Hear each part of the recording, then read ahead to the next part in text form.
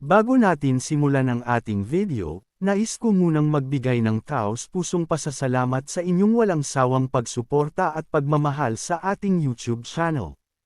Ang inyong patuloy na pagtangkilik at tiwala ay nagiging inspirasyon para sa amin upang patuloy na maghatid ng mga dekalidad na content. Salamat sa pagiging bahagi ng ating journey, at dahil sa inyo, patuloy tayong magtatagumpay. Nabigla si Ye Qing. Nanlaki ang kanyang mga mata nang makita ang mga paparating na atake na agad nitong ibinato pabalik sa kanya.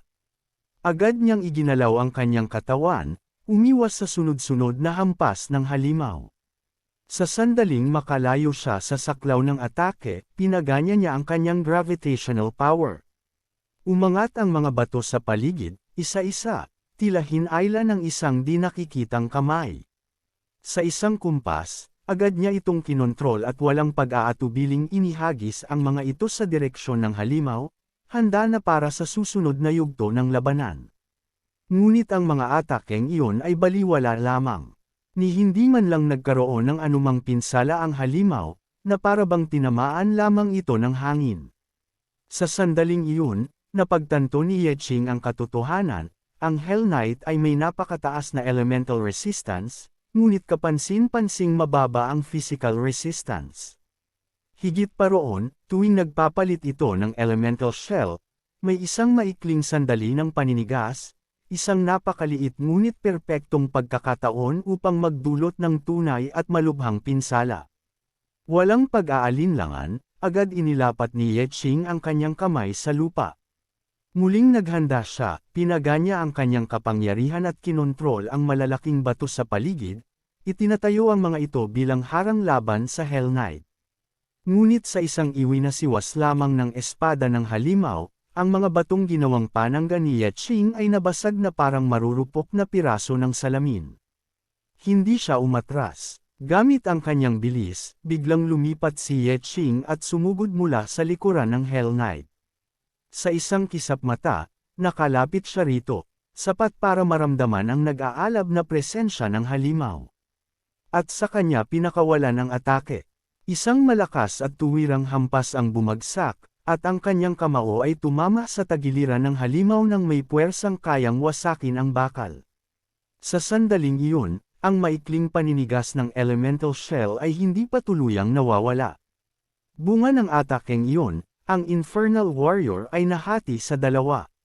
Wala nang sigaw, wala nang muling pagbangon. Tapos na. Natapos na ang trabaho, kalmadong sabi ni Ye Qing. Nanlaki ang mga mata ni na Yujan at Sylph sa biglaang pagtatapos ng laban. Sandaling natahimik ang paligid bago sila lumapit sa mga kagamitang nahulog mula sa katawan ng halimaw. Tumawa si Sylph, bahagyang iniling ang ulo habang nagsasalita, tila nagpapagaan ng bigat ng nangyari. Alam ko na, sabi niya. Ang makaligtas sa isang sakuna ay palaging nagdudulot ng maraming biyaya. Ngunit hindi natuwa si Yujan. Mariin niyang sinabi sa dalawa na umatras, iginiit na siya ang unang nakakita sa halimaw at, ayon sa mga patakaran, kalahati ng lot ay nararapat na mapasa kanya.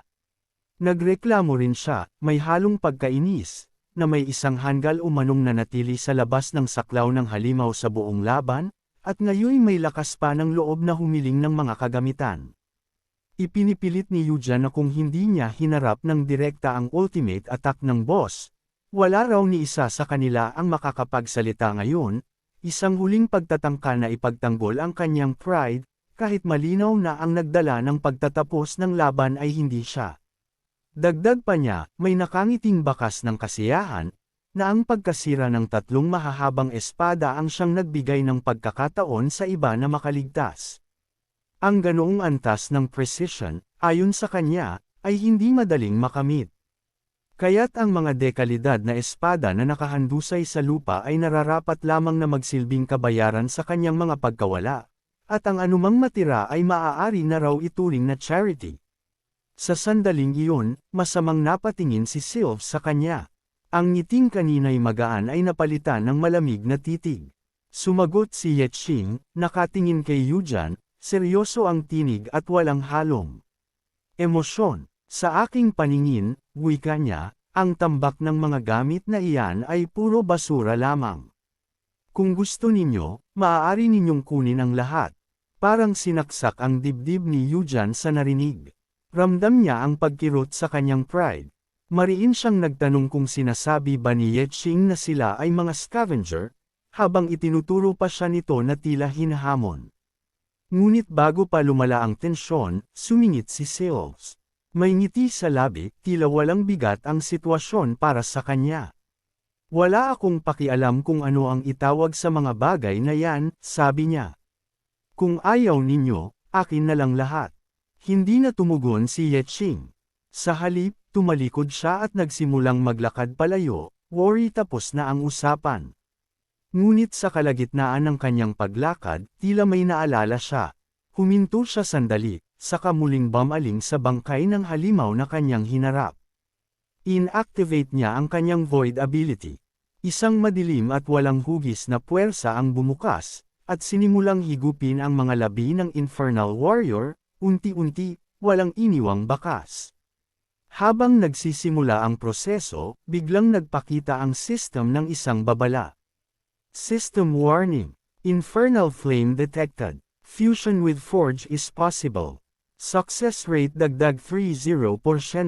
Material consumption 20%. Inferno attribute added. Effect, chance to trigger soul burn on attacks. Nanahimik ang paligid.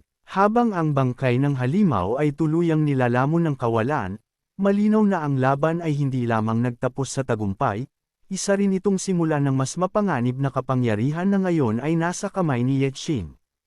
Namangha si Yeching habang binabasa ang lahat ng impormasyong lumabas.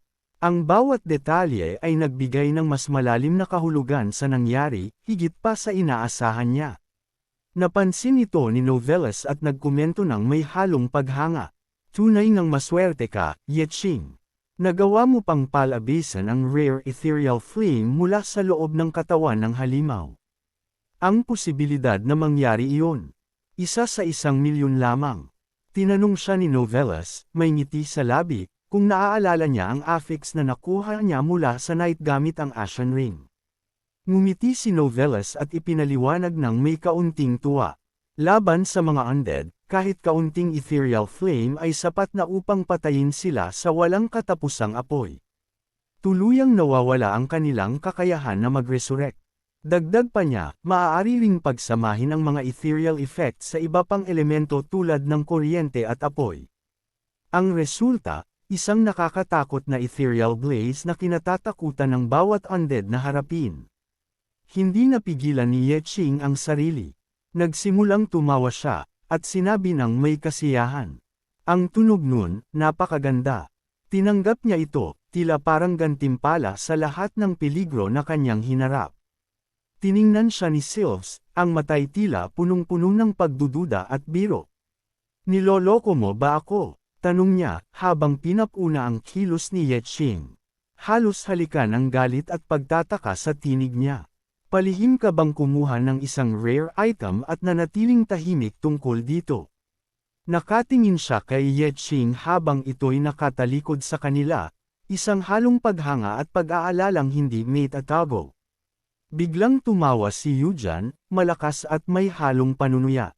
Tinawag niya si Yeching na basura at mariing nagtanong. Talaga bang iniisip mong magnakaw ng isang rare item para sa sarili mo lang?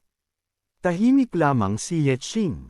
Nakakuyom ang kanyang mga kamay, at tila humihinga ng mabuti bago sumagot.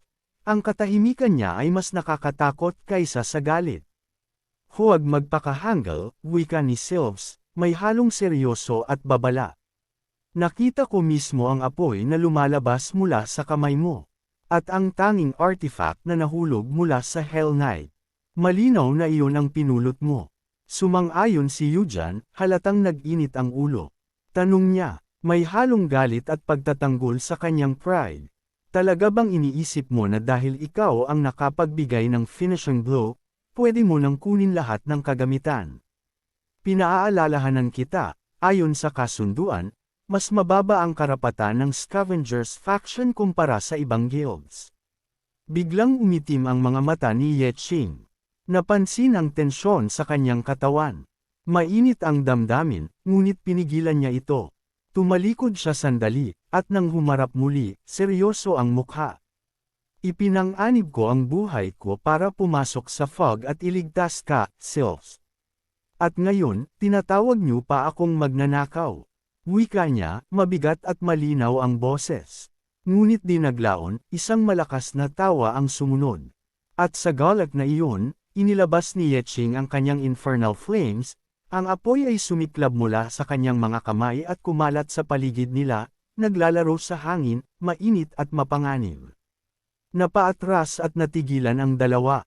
Ang kanilang mga mata ay napalaking malaki sa takot at paghanga, habang ang apoy ay nagbabad sa paligid, nagpapakita na hindi biro si Yeching. Ang katahimikan ng mundo sa paligid nila ay napalitan ng init at pangamba. Isang babala na ang kapangyarihan ni Yeching ay hindi pwedeng balewalain. Nabalot ng itim na aura si Yeching, nagmistulang demonyo sa presensya. Ang mga mata niya ay kumikislap, at sa kanyang boses na puno ng kumpiyansa, wika niya.